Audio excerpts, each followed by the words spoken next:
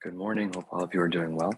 Today we're going to be learning Maseches Moed Kattan We're starting about 8 lines down with the words Amar Rabbi Yehuda.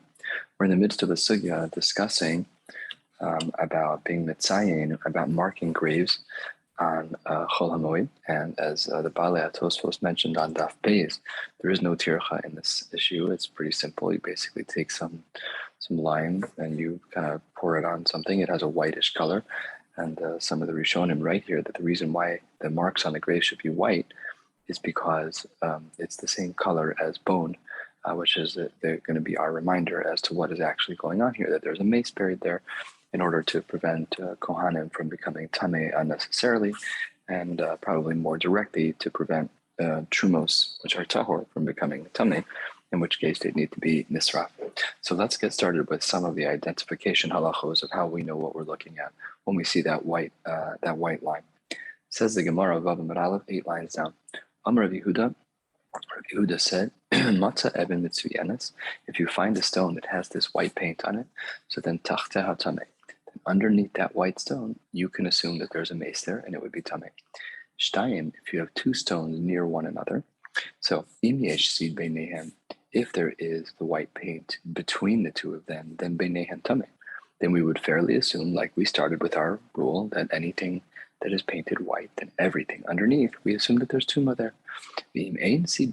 But if between the two rocks that have the white paint on it, there is no limestone, there's no lime, then beinehen tahor, then we should just assume that there's nothing there. The only place where we're going to have a problem of a mace is when we see that it's mitsuya with the white paint. And says the Gemara, "Ve'afal gav deleka choresh." Even though this space between the 2 stones has not been plowed, still that space is going to be tahor. These 3 words here, "Ve'afal gav deleka choresh," it's actually more than 3 words. This is referencing an idea that we have learned already, which is that a beis hapras is a field that has a mace in it. We just don't know where the mace is. However, as we learned a couple of days ago, when a beis hapras has been plowed over it, when it's been necherash, so even if there is a mace, then it doesn't matter. It's going to be tahor no matter what, because the bones have been scattered, the mace is no longer intact, and we therefore assume that it's going to be fine. But in this case, we had 2 stones. There was lime on one, lime on another, and there was none in between. So then, because there's no lime in between, we assume it's tahor, even though the mace, if there is a mace, it's still intact, even though it hasn't been plowed. But the Gemara has a hard time with this because there's a brisa that seems to disagree with Rabbi Yehuda. The brisa writes, Matza even achas mitzuyanes, if you find 1 stone that's been painted white, tachteha tameh, as discussed, it would be tameh underneath. Shtayim, if you have 2 stones that have been painted white, so im yesh choresh beinehem, if it was plowed in between, already different than Rabbi Yehuda, then beinehem tahor. Only if it was plowed in between would it be tahor. V'im lav beinehem tameh. And if it had not been plowed in between, then in between would still be tameh. In between the 2 stones would be tameh. So that's a stira. Rabbi Yehuda, who's an Amora, so he said that in between the 2 stones would be tahor, and would be tahor, and that had nothing to do with choresh at all. Even if there was no charisha, even if it wasn't plowed, halacha is that it would still be tahor. Yet here we see that the only way it would be tahor in the brisa is if there was plowing. So the Gemara responds to this about a third of the way down. Amar Rav Papa, hacha, this new brisa that we just presented, shehasid shafuch al roshehen maruda lekan ulekan. What we're talking about over here is where someone overpoured the paint, and they poured on the rocks, and there was a little bit of an overspill into the in-between space of the rocks, and now we don't know how to look at that. Says the Gemara, if it was plowed in between, then beinehen tahor, and we can assume that in between is going to be tahor, because any little amounts of white paint that they find in between, that's only because when you were plowing, so some of it got scratched off the rock and fell in below. But had there not been any plowing, sid beini beinihu v'tameh, then we would assume that there is limestone there, that there is lime there, and that it would then be tameh. So that's how we answer the question against Rabbi Yehuda. The Gemara continues, Amar Rav Asi, another statement from the Amoraim. is that let's say you have one of four scenarios. You either have one wall, two walls, three walls, or four walls around a space that have that white paint. At what point do we just call the whole thing a cemetery?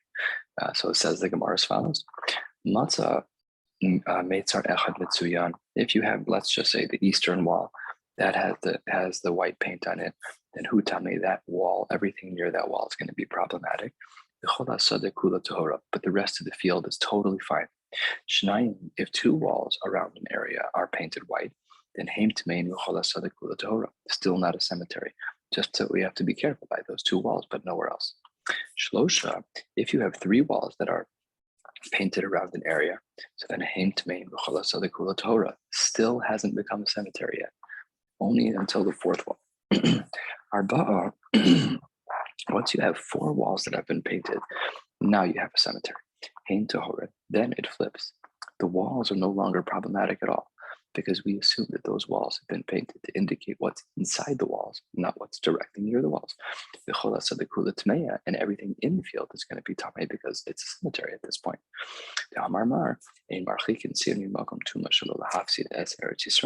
So the space by the walls was meant to be a border around the tumah. We know that it's somewhat close to the mason because we don't want to waste the space of Eretz Yisrael as much as is possible. So you're allowed to be near the walls. You're just not allowed to be inside the walls in order if you're holding truma. That's what the Gemara says. That brings us to the two dots halfway down. We had said in our Mishnah on Daf Yomi that the Yotzenaf ala Kilayim that Bezdin would check on Chol Moed for Kilayim. Okay, what's going on here? Kilayim b'chulo shel Moed nafkinan, says the Gemara. What do you mean we're going out on Chol Moed? We're talking here about Chol Moed Pesach. So whatever, it's Chodesh Ha'aviv, you're talking in March, April, you're talking about a pretty early part of the year. But the problem is, that's not what the Brisa says. The Brisa says something a little bit different. Hold on. So the Gemara has a problem with our Mishnah. Where Minhu, it says in a Brisa, that Be'echad Be'adar, on the first of Adar, that's a long time, that's a month and a half before Pesach. That Bezdin will announce about the requirement to give the Chatzi Shekel, which would be in 1 month from that date on Aleph Nisan, as we learned in Maseches Shkalim. That Bezdin would be machriz. They make an announcement about Kilayim to be careful. Things are starting to grow now. Everyone, please be careful. You have to make sure that you're keeping all the halachos and just be careful about Kilayim. That's just an announcement.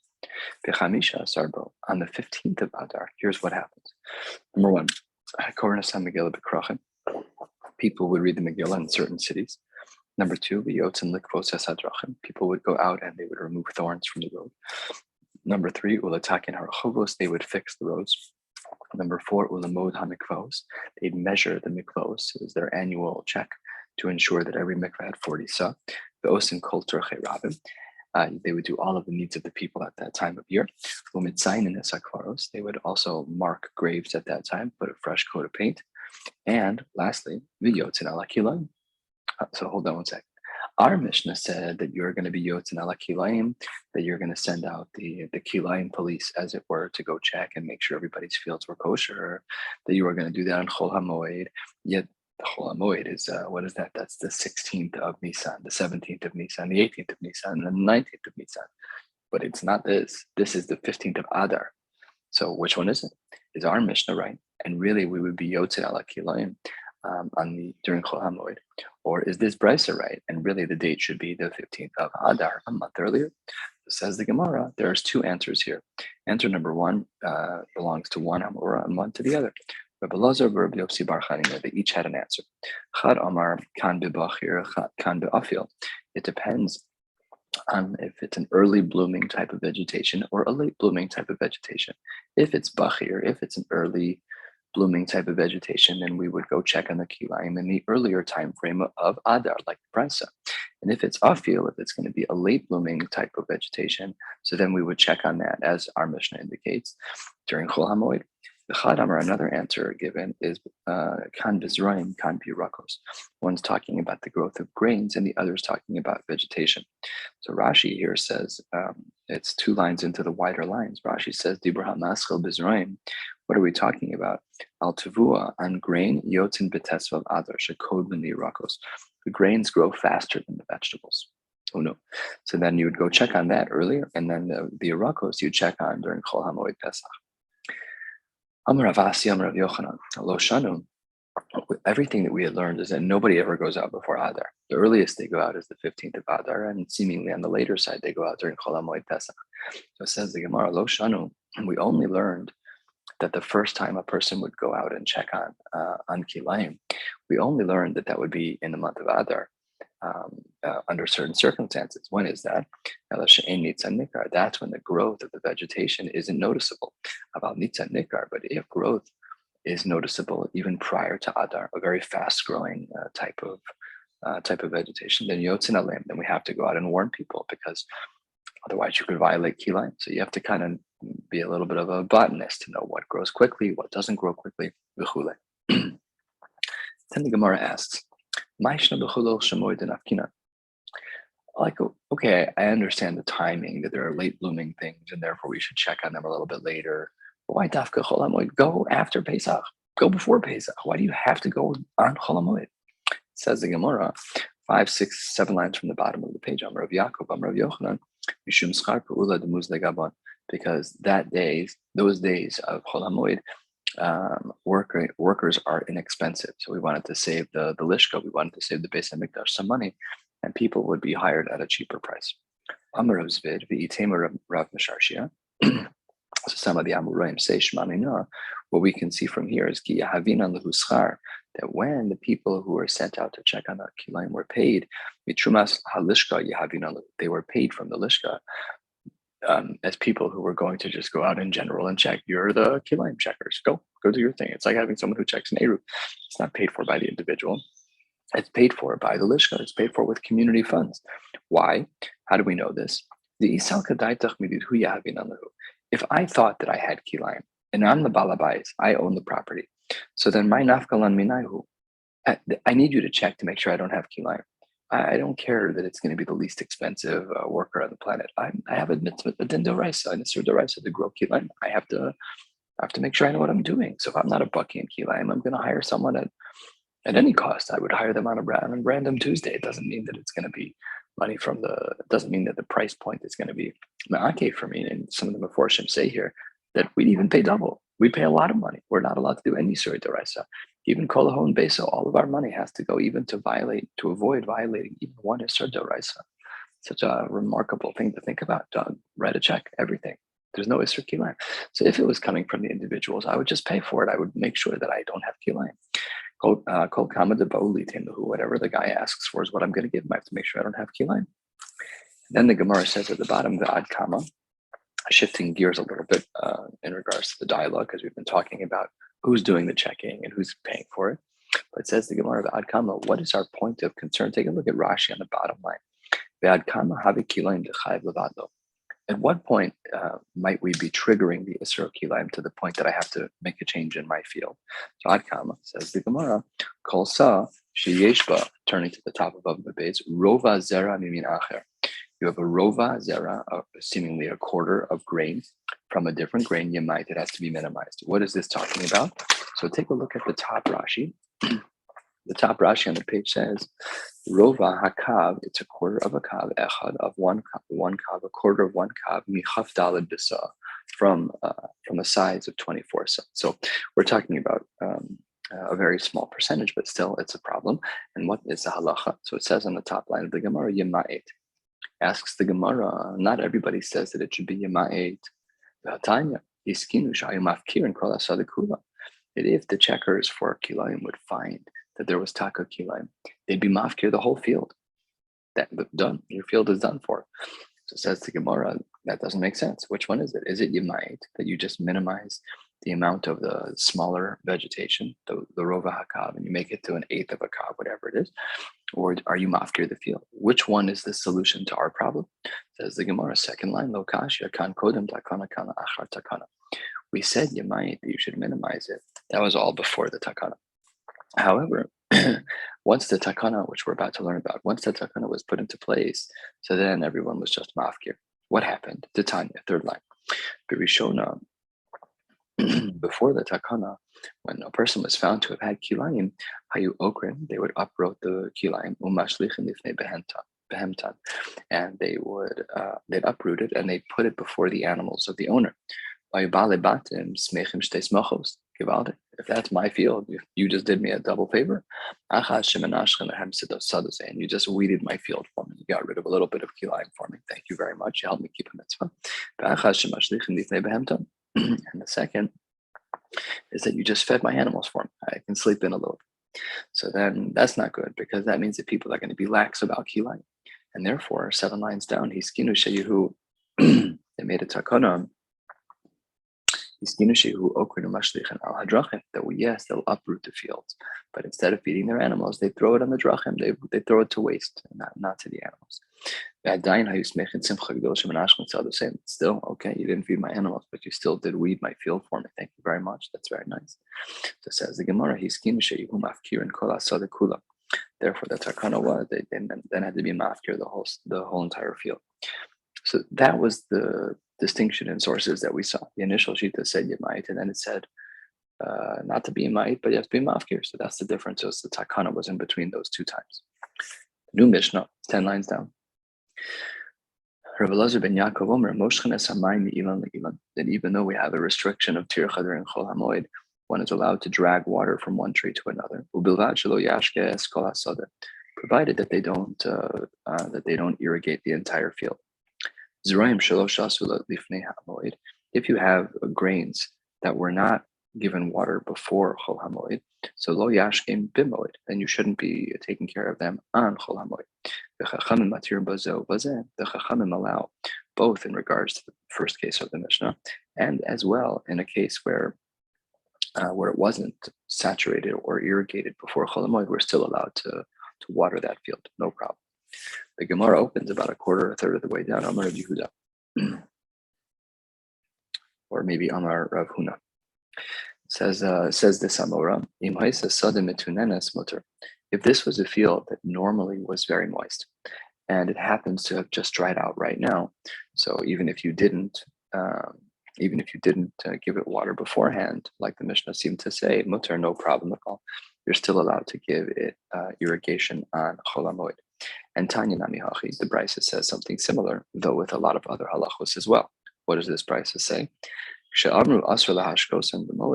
When we said that it's forbidden on Chol HaMoed to irrigate a field, they only said that it was true of grain fields that were never irrigated beforehand. If you're not watering it before Pesach, you shouldn't water it on Pesach.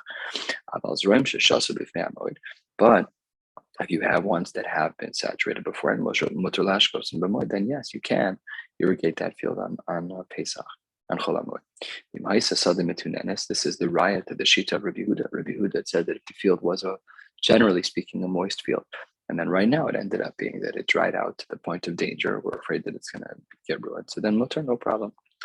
And then the Brisa closes out with the following machlokes: Ve'in mashkin sadeh garid b'moed. One is not allowed to irrigate a sadeh garid. We'll learn what that means in a moment in Rashi on Chol HaMoed. V'chachamim matirin bazeh ubazeh, and chachamim allow even a sadeh garid. What's a sadeh garid? Take a look at Rashi. Rashi is about 1.5 inches above where we are, about a third of the way down in the Rashis. Sadeh garid. It's always been a particularly dry field, but it never needed irrigation. It's fine. It can sustain on whatever rainwater it gets. So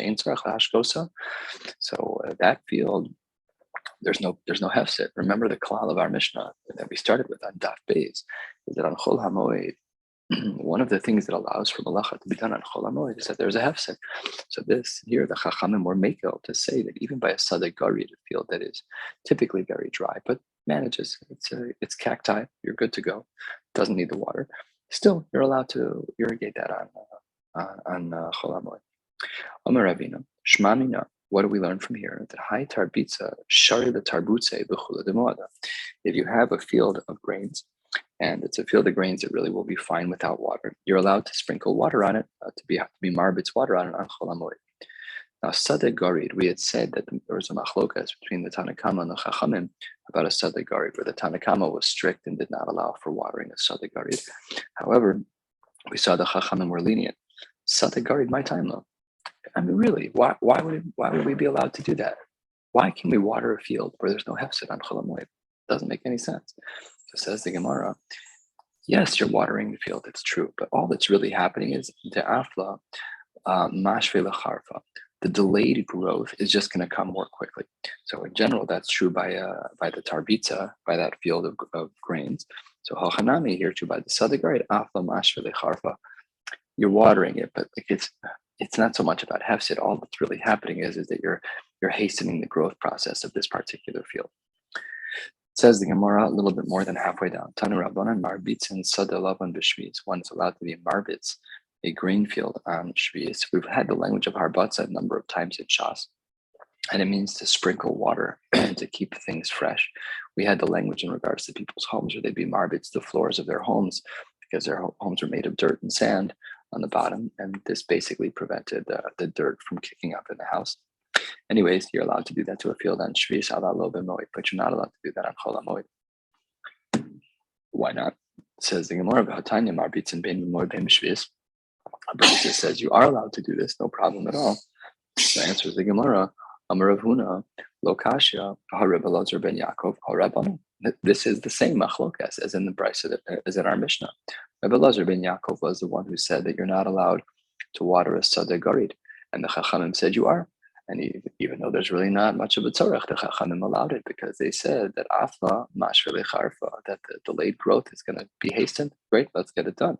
So that's the machlokas in our Mishnah, and it plays out over here in regard to being marbitz, to adding water to the vegetation in order to make it fresh. Says the Gemara 2/3 of the way down, 5 lines before the next Mishnah. We're going to be going just to the top of Zayin Amud Aleph, and then we'll stop. The Gemara says as follows: Tanya Idach. We have another brisa on this topic. Marbitzin stay love on erev shviz gleshayes yurakos b'shviz. That one is allowed to sprinkle water on a grain field on erev shviz. So that's the end of year 6, right before Shemitah. So that when those vegetables are plucked, they're going to be very fresh, no problem. But not only that, Ella, that at the end of the 7th year, Shemarbitzin so the love on bishviz gleshayes yurakos lemote shviz. That if one wants to benefit from the fruits that will grow, that will be plucked after Shvis is over in the beginning of year 8, that's fine as well. Next Mishnah. Tzadin es ha'ishus v'esach barn. One is allowed to trap moles, which typically live underground, and field mice from mistei ilan, from an orchard, and as well as mistei halavan, and from a grain field. Kidarko, like you'd normally trap it, the Moed v'shviz, the regular animal traps, however you would normally do it. I've never done this, but however people trap moles and trap mice, that's what they would do. You do it regular. Only in an orchard are you allowed to do so. Kidarko, like a regular form of trapping. Excuse me. And if you're talking about a grain field, it's shalok. That the only way you're allowed to trap it is if it's in a unique way with a shiur. We'll spend more time on this tomorrow in Hashem. But says the Gemara continuing, Umikran es hapirtza b'moed, you're allowed to fix something that broke on Chol Hamoed, a fence of some kind. Ubeshviz, and during Shviz, forget about Moed, on Shviz, bona kedarko, because there's no Isser Malacha, and during Shviz, of course, other than Shabbos, a regular weekday, no problem at all. The next, the Gemara opens, my ishos. How do we know what an ishos is? So Amar Yehuda, that it's a beria shein la'inayim. It's a creature that doesn't have eyes. So some of the Meforshim explain it doesn't mean they don't have eyes. It means they're not used to using their eyes because they live underground, and moles don't usually live above ground. Amar Rabbi Bar Yishmael v'Itema Rav Yemar Bar Shlamya. My Kro. What does the pasuk mean when it says Kemo Shablu Temes Yahaloch Nefel Eshes Bal Chazu Shomesh? So I'm just translating here from the Art Scroll, and the Art Scroll reads this pasuk like this: like the snail that progressively melts away, like the stillbirth of a mole who never see the sun. So we see that an ishos is a mole, and it's one who never sees the sun. So that's how we know what we're talking about. That was what the Gemara said. Basically, that pasuk was indicating that it's talking about a mole who can't see.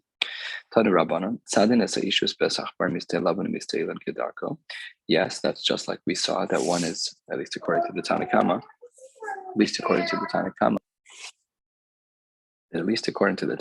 that you can trap these animals kedarko, and as well you're also allowed to destroy the animals, where ants live in the ground, the ant hole. They have a whole world under there. Says the Gemara, Ketzad Machribin. What's the best way to ruin an ant hole? Well, it's very simple. Rashba Gomer maybe afar me churze, venosim to churze, vein chonkin zeze. You take dirt from one ant hole and you put it in another ant hole. They know they're dirt, the ants, and they're not going to be happy, and they'll all end up killing one another. Amar Rav Yemar, Bar Shlamya, Mishmei de Abai, Vuhu dekoi, betray Ibr the Nara. It has to be that the dirt is from across the riverbank. Otherwise, the dirts are very similar. They have to be far enough away that they're different enough that the ants will not like what you've added. Says the Gemara, Vuhu de Leka Gishra, that's only true if there's no bridge. Ants are incredibly hardworking bugs that will travel very long distances to get what they want. Udaleka Gama, not even a bridge that's made out of a board. Udaleka Mitzvah, not even a bridge that's made out of ropes. Ad Kama, says the Gemara, Ad Parsa, the distance that one has to be concerned about is in regards to an ant is a parsa. That's how far they'd be willing to go. And therefore, in order to actually ruin, quote unquote, an ant hole where the whole ant colony lives, is you'll have to take dirt, and if there's a bridge, you have to go at least a parsa. That far they're not willing to go, but up to a parsa is considered normal. We'll stop right here. We'll pick up with Daf Zayin tomorrow. Wishing you all a beautiful day.